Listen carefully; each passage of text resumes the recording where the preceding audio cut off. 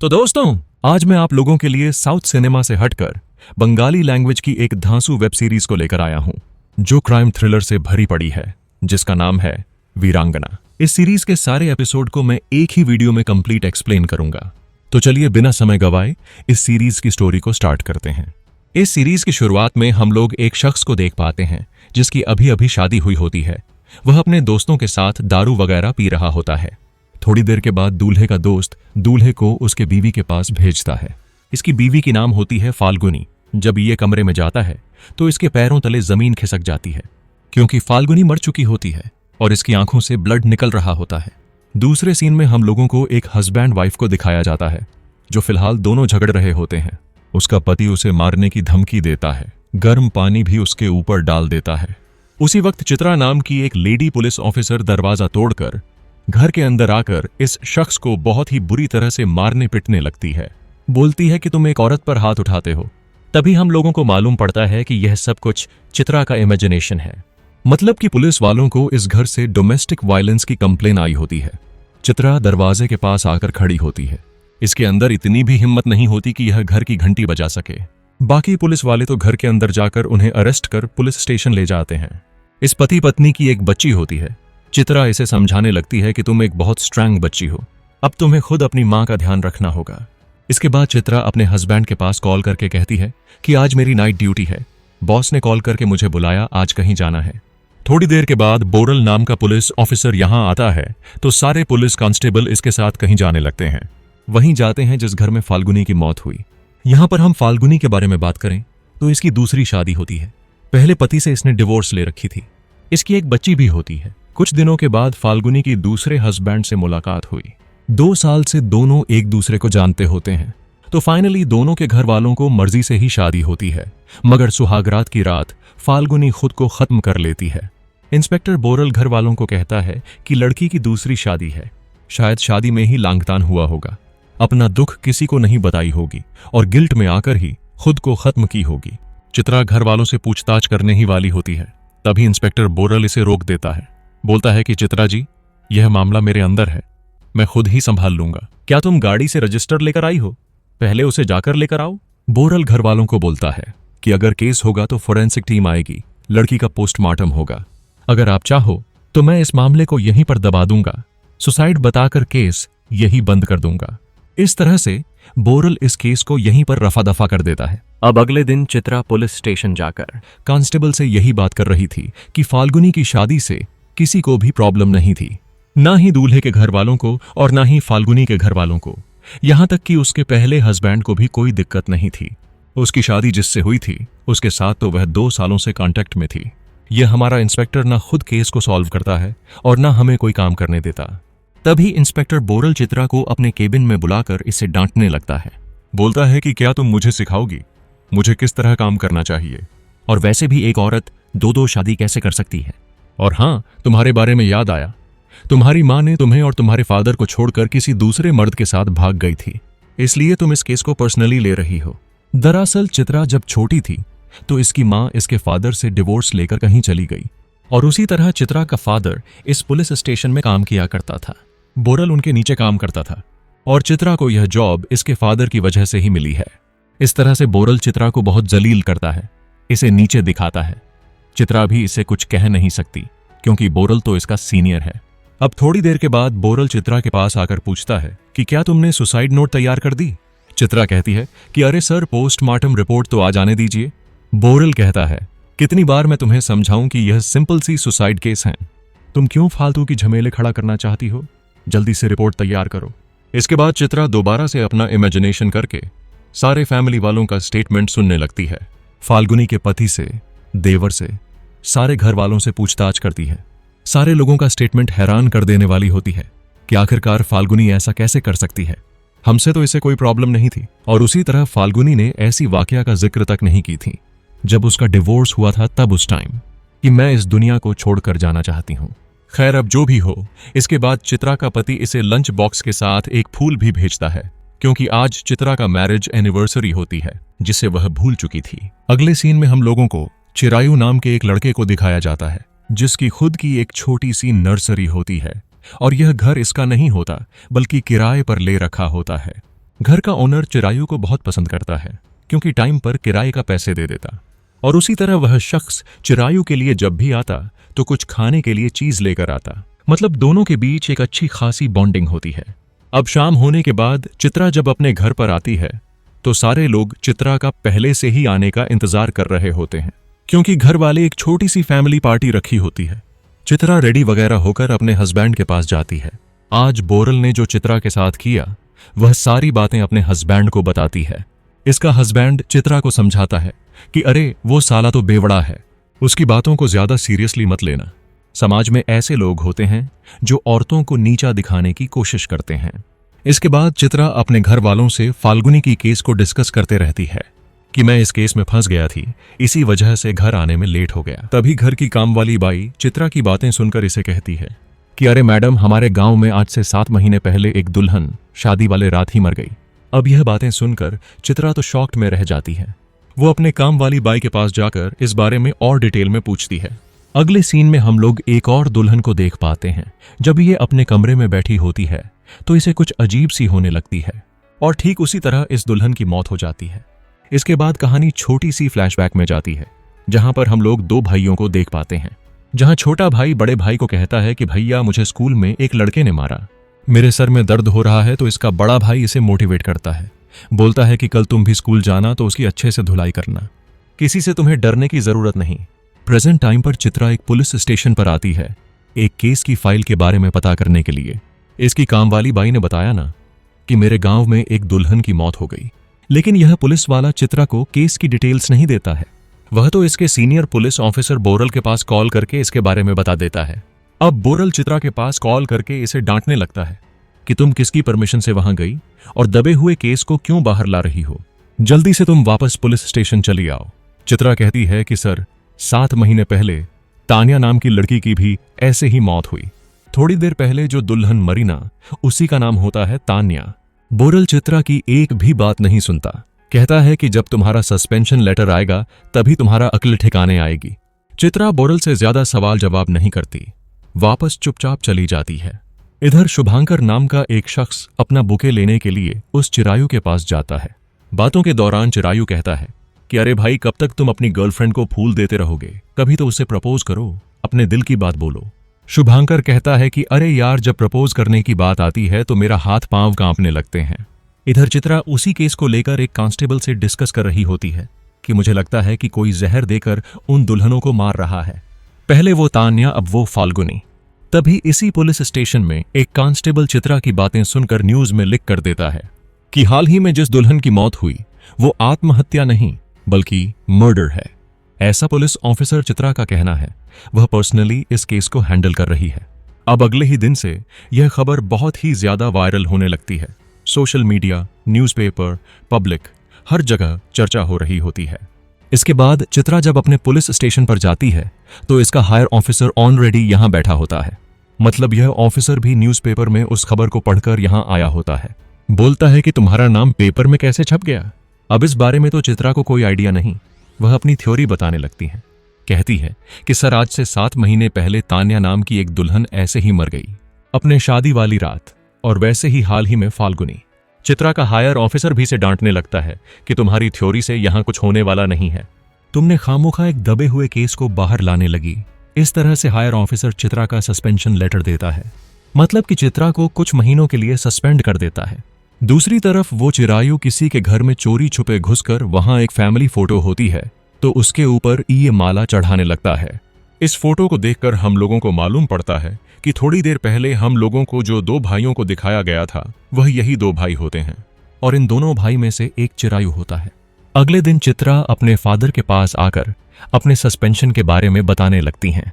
इसका फादर चित्रा को मोटिवेट करता है कि अपने सस्पेंशन को एंजॉय करो, कहीं घूमने जाओ, हनीमून की प्लानिंग करो। ऐसा कौन उदास होता है, तुम तो मेरी सबसे होनहार बेटी हो। इधर बोरल के पास जब मीडिया वाले आकर इसे सवाल जवाब करते हैं तो बोरल बोलता है कि चित्रा एक नई ऑफिसर है, मूवी वेब सीरीज देखकर कुछ ज्यादा ही दिमाग चलाने लगी। वैसे यह बहुत ही सिंपल मामला है।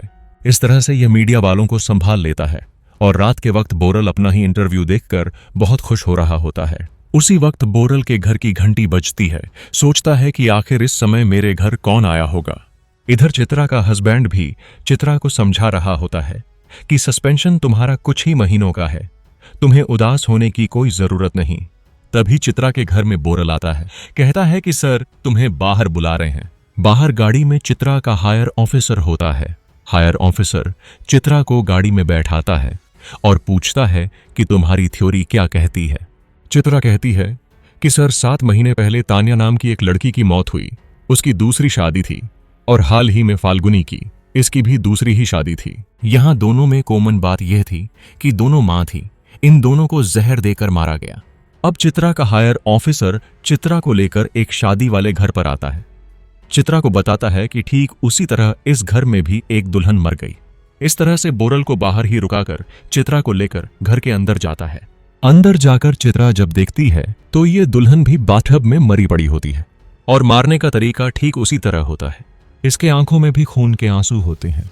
कहानी यहां से फिर से फ्लैशबैक में जाती है, जहां पर हम लोगों को एक हस्बैंड वाइफ को दिखाया जाता है।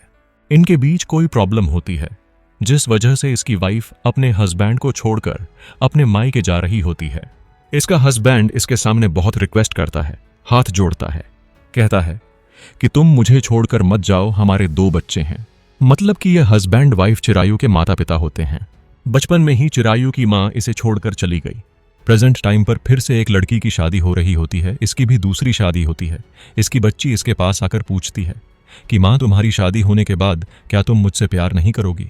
यह दुल्हन बोलती है कि अरे तुमसे यह किसने बोला, मैं तुमसे तो जिंदगी भर प्यार करती रहूंगी, तुम जल्दी से जाकर तैयार हो जाओ, किसी की बात मत सुनो। इसी शादी में हम लोग चिरायु को भी देख पाते हैं, मतलब कि फूलों से डेकोरेशन वगैरह करते रहता है। इधर चित्रा के हायर ऑफिसर चित्रा को पुलिस हेडक्वार्टर बुलाता है। चित्रा मन ही यही सोच रही होती है कि पता नहीं डिपार्टमेंट मुझे कितने दिनों के लिए सस्पेंड करेगा, मैं अपने सस्पेंड टाइम में क्या करूंगी। चित्रा का हायर ऑफिसर इसे बाहर बैठाता है और एक कमरे में आता है।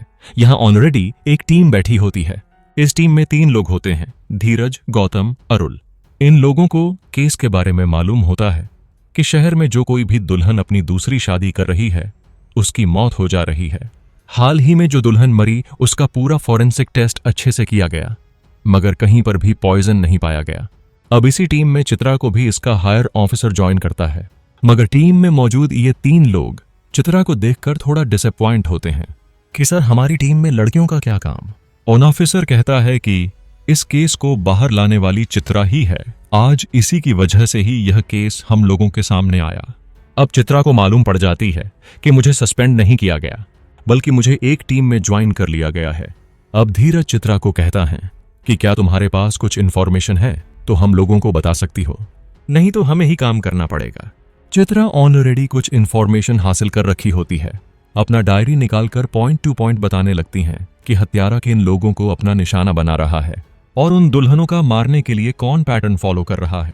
यहां धीरज चित्रा की काम को देखकर इसे बहुत इंप्रेस होता है, कहता है कि काम पर लग जाओ। इसके बाद यह चारों ऐसे लड़कियों की प्रोफाइल को ढूंढने लगते हैं जो अपने हस्बैंड से डिवोर्स ले चुकी हो, उसका बच्चा हो और वह हाल ही में शादी करने वाली हो। अब काफी ढूंढने के बाद इन्हें एक लड़की के बारे में मालूम पड़ती है जिसकी शादी आज ही होने वाली होती है। इसके बाद यह चारों लोग उस शादी पर जाते हैं और यहीं पर हम लोग चिरायु को भी देख पाते हैं जो इस शादी को डेकोरेट किया होता है। यह चारों अपनी नजर अच्छे से गड़ाए होते हैं कि हत्यारा जरूर इस लड़की को मारने के लिए यहां आया होगा। इसी दौरान चिरायु चित्रा के पास आकर खाना खाते हुए इससे बात करने लगता है कि मैं आपको टीवी पर देखा, आप एक केस के पीछे लगे हो ना जिसमें किलर दुल्हनों को मार रहा है। लेकिन चित्रा अपने काम में बहुत ही ज्यादा फोकस होती है, इस वजह से वह चिरायु की बातों पर ध्यान नहीं देती। उसी वक्त वो दुल्हन स्टेज से नीचे गिर जाती है। सारे लोग दुल्हन के पास दौड़ते भागते हैं, लेकिन यह चिरायु यहां बैठकर खाना ही खाता रहता है। इसके बाद कहानी फिर से छोटी सी फ्लैशबैक में जाती है, जहां पर हम लोग चिरायु को देख पाते हैं। मतलब चिरायु की मां इन लोगों को छोड़कर चली गई तो बहुत ही मुश्किल से चिरायु का फादर खाना बनाकर इन्हें खिलाता है, और तभी हम लोगों को मालूम पड़ती है कि चिरायु का फादर अपने खाने में पॉइजन मिला चुका होता है, खुद मारकर अपने बच्चों को भी अपने साथ मारने वाला है। खाना के दौरान चिरायु का फादर इसकी मां के बारे में बात करता है कि वो कैसी मां है, अपने बच्चों को छोड़कर चली गई। अच्छा ही हुआ कि वह तुम दोनों को छोड़कर चली गई, वरना तुम दोनों भी अपनी मां की तरह बन जाओगे। अब खाना खाने की वजह से यहां तीनों मर जाते हैं, मगर चिरायु नहीं मरता, शायद थोड़ा सा खाना खाया था इसलिए। इधर प्रेजेंट टाइम पर मालूम पड़ता है कि यह दुल्हन बेहोश होकर गिरी है, मरी नहीं। सुबह से व्रत रखी थी इसलिए चक्कर आ गए। अगले दिन चित्रा उसी पुलिस ऑफिसर के पास जाती है। इसके पहले इसी ऑफिसर के पास आई थी ना, तान्या के केस के बारे में पूछने के लिए। आज एक अलग ही एटीट्यूड में इस पुलिस ऑफिसर के सामने बैठकर चाय पीकर केस की डिटेल्स को लेकर जाती है। ऊपर से ऑर्डर होने की वजह से पुलिस वाला कुछ नहीं कर पाता, ये केस का डिटेल्स सीधा दे देता है। चित्रा तान्या के घर जाकर उसके घर वालों से तान्या के बारे में पूछने लगती है। मालूम पड़ता है कि तान्या का हस्बैंड शराब पीकर उसे बहुत ही ज्यादा मारा पीटा करता था। तान्या एक ऑर्फनेज स्कूल में काम किया करती थी। बाद में तान्या ने अपने हस्बैंड को डिवोर्स दे दी और तान्या के माता पिता ने ही उसे बोला कि तुम अपनी दूसरी शादी कर लो। जो दूल्हा था वह उसी स्कूल में काम करता था। तान्या के बारे में जानने के बाद भी वह शादी के लिए तैयार हो गया, मगर इसी दौरान तान्या की मौत हो गई। फिलहाल उसकी बच्ची तो अपने नाना नानी के घर रहती है। इसके बाद चित्रा तान्या के एक्स हस्बैंड के पास जाती है पूछताछ के लिए। यह शख्स तान्या के बारे में बहुत ही अनाप शनाप बोलता है, गालियां देता है कि तान्या जॉब करती थी, इसी वजह से उसके अंदर इतना घमंड था, मुझे छोड़ दी साली ने। अब चित्रा को काफी ज्यादा गुस्सा आती है। वह इससे डराने धमकाने लगती है कि अगर फिर से किसी लड़की या औरत के बारे में ऐसा बोला तो मैं तुझे जिंदा नहीं छोड़ूंगी। उसी रात चित्रा तान्या के स्कूल कॉल करके पूछती है कि क्या वहां तान्या का कोई दुश्मन था। स्कूल से चित्रा को मालूम पड़ता है कि तान्या को यहाँ के बच्चे बहुत ही ज्यादा प्यार करते थे। यहाँ एक बच्चा था जो तान्या से बहुत ही ज्यादा प्यार करता था। वो ऑर्फनेज पर आते जाते रहता था। तान्या से उसकी अच्छी खासी दोस्ती हो गई। उस लड़के के बारे में आपको डिटेल्स में बाद में बता दूंगा। इसके बाद चित्रा जब अपना टीम मेंबर के साथ कहीं जा रही होती है तो गौतम अपने एक मुस्लिम दोस्त से बात करता है। यह सुनकर चित्रा के दिमाग में एक बात खटकती है कि अब तक हमने सिर्फ हिंदू लड़कियों के ही बारे में पता किया, दूसरे रिलीजन के मैरिज को नहीं।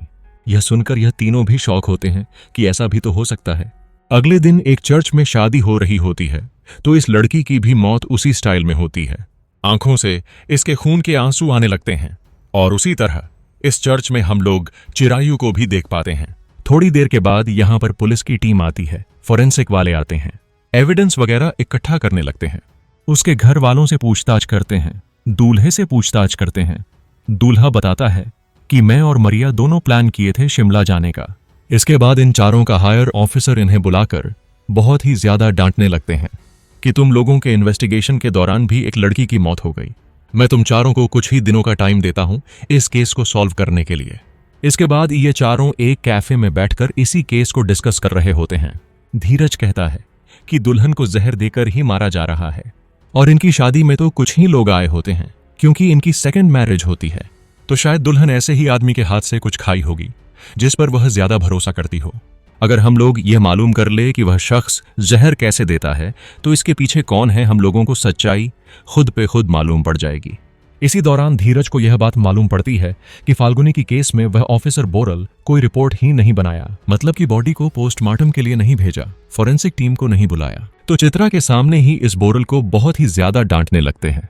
उसी वक्त चित्रा के पास तान्या के स्कूल से कॉल आती है कि आपने एक लड़की के बारे में पूछा था ना जो तान्या से मुलाकात करती थी, उस लड़की की नाम है चिरायु। इस तरह से वो उसका एड्रेस भी बताती है। अब यह जानने के बाद चित्रा तुरंत गेस्ट लिस्ट को देखने लगती है और धीरज के पास जाती है। कहती है कि सर, अब तक जो लड़कियां मरती आ रही हैं उनकी शादी में गोल्डन पेटल्स की दुकान से ही फूल आए डेकोरेशन के लिए, और उसी तरह इस दुकान को चलाने वाला चिरायु नाम का लड़का है और वह अच्छी तरह तान्या को जानता भी था। तो यह लोग तुरंत चिरायु के घर जाते हैं, उसका ताला तोड़कर तलाशी लेने लगते हैं। उसी वक्त यहाँ घर का ओनर आता है।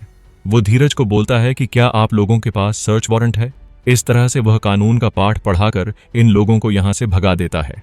फिलहाल घर पर चिरायु नहीं होता। बोलता है कि जब वह आएगा तो मैं आप लोगों को इन्फॉर्म कर दूंगा।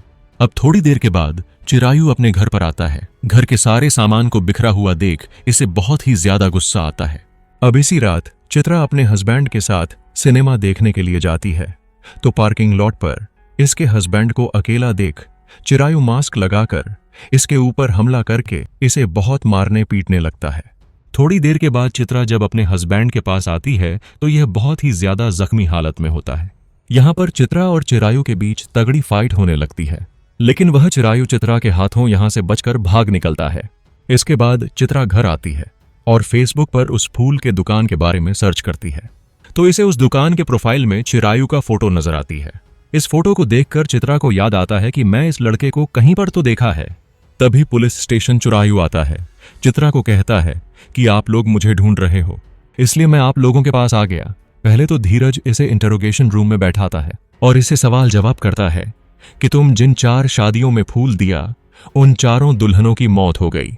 चिरायु पुलिस के सामने मासूमियत से जवाब देने लगता है कि मैं अकेला आदमी बहुत ही मुश्किल से अपना दुकान रन करता हूं। चित्रा भी चिरायु के पास आकर इसके फैमिली बैकग्राउंड के बारे में पूछने लगती है। चिरायु बताता है कि जब मैं और मेरा भाई छोटे थे तो उस समय मेरी मां ने हमें छोड़ दिया। मेरे पापा बहुत अच्छे थे, इसके बावजूद भी मेरी मां उन्हें छोड़कर चली गई। उसके बाद पिताजी खाने में जहर डालकर अपने साथ हम दोनों भाइयों को भी मारने की कोशिश की, लेकिन मैं बच गया। मेरी मां बहुत ही ज्यादा बुरी थी। अब इसी वक्त चिरायु गुस्से में आकर सच बोलने ही वाला होता है। तभी गौतम आकर चित्रा को रोक देता है। चित्रा बाहर आकर गौतम को डांटने लगती है कि वह लड़का अपने जुर्म कबूल करने वाला था। गौतम कहता है, तान्या की बेटी ने बोला कि किल्लर एक बूढ़ी औरत है। मतलब कि अब तक जो लड़कियां मरी, उनकी बेटी के पास एक बूढ़ी औरत आकर उन्हें मिठाई देकर कहती कि शादी वाली रात यह मिठाई तुम अपनी मां को दे देना। अब मिठाई बच्चों के देने की वजह से उनकी मां खाने लगी। उसके बाद उन लोगों की मां मर गई। अब बच्चों की मदद से पुलिस वाले उस बुढ़िया का स्केच बनवाते हैं और इधर चिरायु के खिलाफ कोई भी एविडेंस सबूत न होने की वजह से इसे छोड़ देते हैं। और यहीं पर हम लोगों को मालूम पड़ता है कि वह बुढ़ी औरत कोई और नहीं, चिरायु ही है। मतलब कि चिरायु अपना गेटअप बदलकर एक बूढ़ी औरत बनकर उन बच्चों के पास जाकर कैंडी दिया करता था, ताकि बच्चे शादी वाली रात अपनी मां को दिखाने के लिए। इसके बाद चित्रा शुभांकर नाम के आदमी के पास फोन करके कहती है कि मैं तुम्हें एक नंबर भेज रही हूं, इस नंबर के बारे में कुछ डिटेल्स मालूम करो। शुभंकर इस नंबर को देखते ही पहचान लेता है। बोलता है, यह तो चिरायु का नंबर है, मैं हमेशा इसी की दुकान से फूल खरीदता हूं। चित्रा कहती है कि शुभंकर तुम इसे कॉल करके इसे झूठ बोलो कि आने वाले फ्राइडे को मेरी शादी है। साथ ही यह भी कहो मेरे फादर बीमार होने की वजह से मैं जल्दी शादी कर रहा हूं। लड़की की शादी दूसरी है, शादी में डेकोरेशन आकर कर देना, डेकोरेशन मुझे सिंपल चाहिए। तो शुभांकर उसी तरह चिरायु के पास कॉल करके यही सारी बातें कहता है कि आने वाले फ्राइडे के दिन मेरी शादी है, शादी में डेकोरेशन छोटा और सिंपल सा करना, क्योंकि लड़की की सेकंड मैरिज है। यह सुनकर तो चिरायु शॉक्ड में रह जाता है और दुल्हन का नाम पूछता है। शुभांकर जब इस दुल्हन का नाम बता देता है तो चिरायु उस लड़की की नाम फेसबुक पर सर्च करके उसकी प्रोफाइल देखता है। तो शॉकिंगली दुल्हन कोई और नहीं, चित्रा की बड़ी बहन होती है। मतलब कि शुभांकर और चित्रा की बड़ी बहन शादी करने वाले होते हैं। उसकी बड़ी बहन का डिवोर्स हो चुकी होती है। अगले दिन स्कूल के पास बहुत सारे पुलिस वाले उस बूढ़ी औरत का आने का इंतजार कर रहे होते हैं। मतलब कि चित्रा की बहन का बेटा जिस स्कूल में पढ़ता है, यहीं पर सारे पुलिस वाले इंतजार कर रहे होते हैं कि वो बुढ़ी औरत स्कूल के पास आकर बच्चे को मिठाई देगी, तब हम लोग उसे पकड़ लेंगे। स्कूल की जब छुट्टी होती है, सारे बच्चे बाहर आते हैं तो एक बूढ़ी औरत उस बच्चे के पास आकर कुछ देकर चली जाती है। लेकिन बाद में मालूम पड़ता है यह बूढ़ी औरत चिरायु नहीं, कोई और है। इस औरत की एक बेकरी होती है, स्कूल के पास से ऑर्डर आया था तो उसी को देने के लिए यहां आई होती है। जब सारे पुलिस वाले इस औरत में बिजी होते हैं तो इसी का फायदा उठाकर चिरायु चित्रा की बहन को उठाकर ले जाता है।